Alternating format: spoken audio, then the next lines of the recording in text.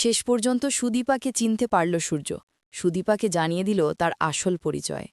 অনুরাগের ছোঁয়া নাটকে দেখা যায়, ধাবার সামনে দাঁড়িয়ে সুদীপা যখন আদিত্যর জন্য অপেক্ষা করছিলেন, তখন সুদীপা মনে মনে প্রশ্ন ভাবছিল, কেন আদিত্য তাকে একবারও ফোন করল না? তবে কি তিনি আসবেন না? এদিকে আদিত্যের ভুল ভেঙে যায়। তার মা সুদীপার নির্দোষিতা নিশ্চিত করলে তিনি অনুতপ্ত হন। নিজের নোংরা চিন্তাভাবনার জন্য লজ্জিত হন এবং অশ্রুসিক্ত চোখে সুদীপাকে খুঁজে আনার সংকল্প নিয়ে বেরিয়ে পড়েন।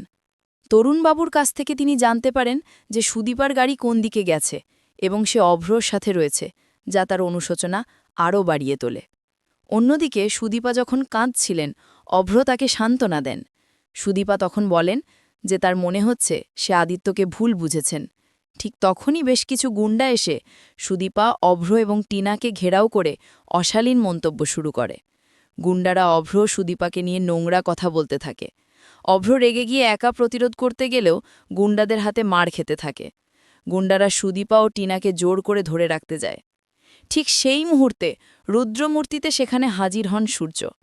সূর্য তারুণ্যের মতোই তেজি হয়ে গুন্ডাদের আচ্ছা মতো ধোলাই করেন এবং তাদের কবল থেকে অভ্র, সুদীপা ও টিনাকে উদ্ধার করেন।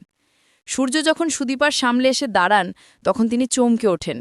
সুদীপা অবশ্য তাকে চিনতে না পেরে বিপদ থেকে বাঁচানোর জন্য ধন্যবাদ জানান। সূর্য অবাক হয়ে সুদীপার দিকে তাকিয়ে বলেন, কাকে দেখছি আমি? এ তো দীপা। আমি দীপাকে দেখছি।